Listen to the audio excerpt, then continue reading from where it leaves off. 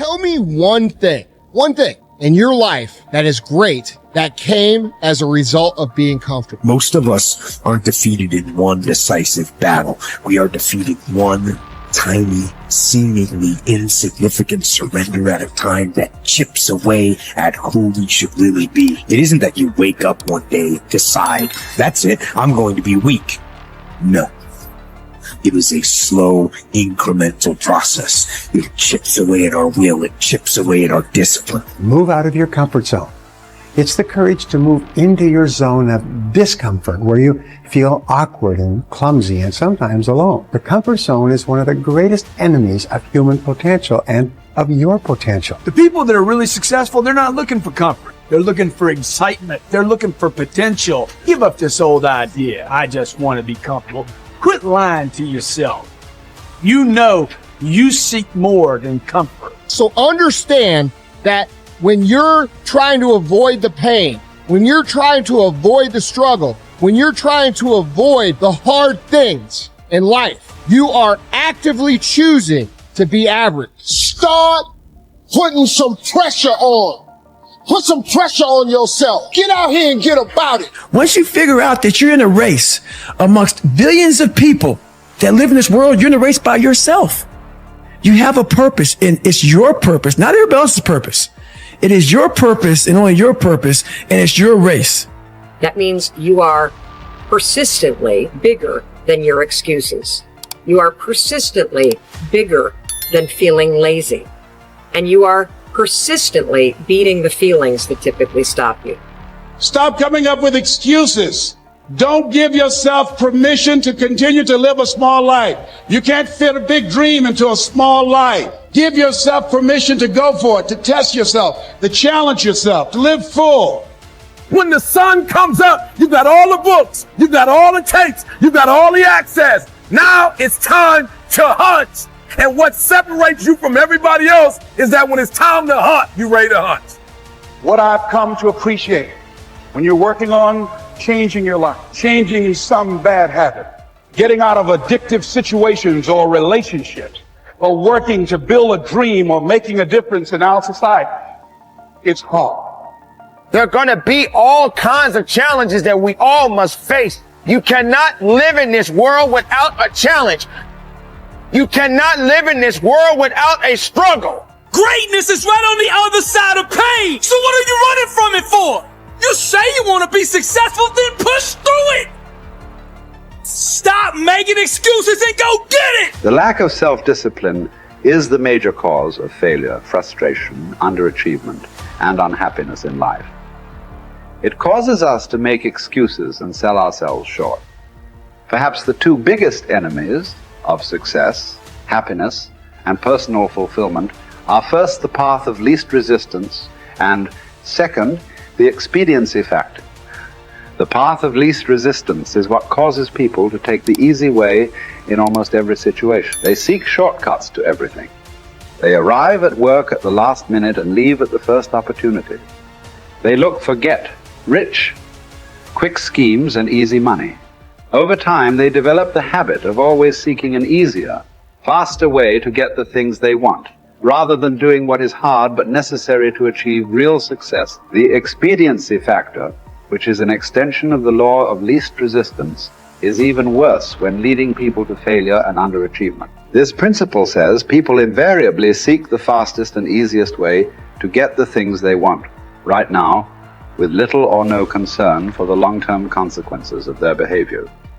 In other words, most people do what is expedient, what is fun and easy, rather than what is necessary for success.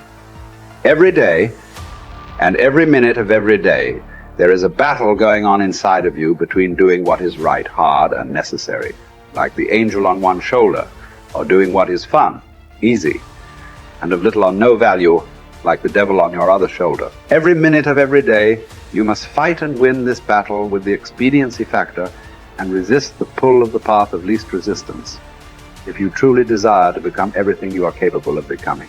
And then when you see people take on more responsibility and decide that they're going to aim up and confront their suffering honestly and forthrightly, that their lives get better and the lives of people around them get better too. And so That's very strange as well, because it also means that the pathway to less suffering is through suffering, right? And that would be hopeful if the world was constituted that way. It's like, well, there's suffering. How do you make it worse? Run away.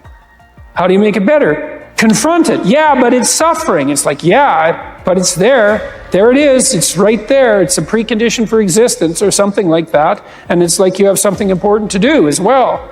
And you confront it, and that's the pathway to transcending it.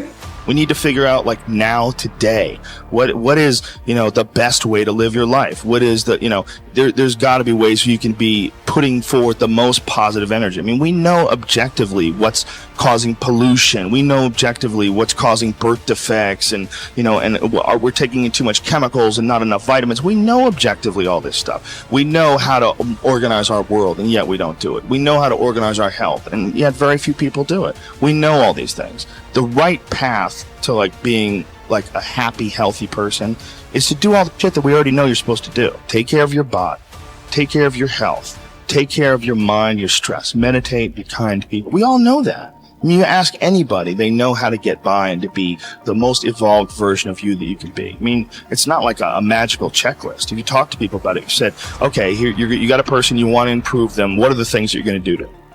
Okay, well, if I was a life coach, the first thing I would say is this guy's got to get on a diet that makes him healthy. I don't mean a diet just to lose weight. I mean just healthy foods in your body. Many, many vegetables. Start working out your body and get a better sense of how this machine feels when it's moving, it's flowing better, there's less tension in it, your mind feels relaxed, and you enjoy every single moment of the day better. Step 1, everybody knows that step, right? What's step 2? Be cool to people. Be nice to as many people as you can. Smile at as many people as you can. Have them smile back at you. Tip well when you go to restaurants. Just do the most you can. Be as nice as you can, and just still manage to not have people walk all over you. Just get through this life as nice as you can. The average human is capable of unbelievable improvement. That's the thing that's my superpower. I don't think I'm special. I just realized in looking at the science that humans actually are capable of this incredible amount of change. It is the strategy that our species took to be able to pass knowledge on through culture rather than having to have everything be instance. And in having that layer where we can drink in the culture and read books and learn from other people. And, even now we're all learning from things that people thought thousands of years ago and wrote down. It's insane. It travels through to you, and all of that wisdom stored in culture, so that as your parents are teaching you things, they're actually encapsulating a ton of the wisdom that is endured, whether it's endured from religion or books or whatever. You're bathed in a culture that is giving you all of this incredible information. And so recognizing how powerful and potent that is incredibly meaningful. But you have to understand that you have to allow yourself to believe that you can learn from that culture in the same way that everybody else can. And that's what you're designed to do.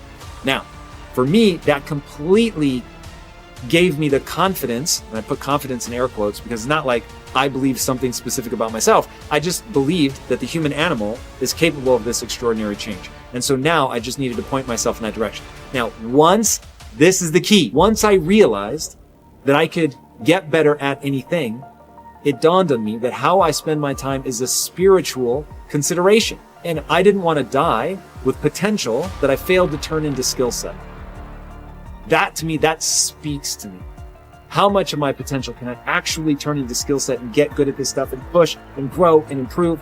That to me is just this incredibly intoxicating. So for me, the discipline, the confidence, all of that comes from recognizing the human animal. Nothing special about me. The human animal is capable of extraordinary change. I'm going to have to put time and energy doing it, but I'm capable of getting this change. Therefore, I can do anything I set my mind to. Therefore, it really matters what I choose to spend my time on. Therefore, I want to put structure and discipline in my life so that I can move forward on things that excite me, that matter to me, because I really can have this big, crazy dream that I'm thinking of. So my discipline is really born of my desire to have that thing, coupled with my belief that I can actually get there. Desire and belief. Get those two things right, and the discipline will take care of itself.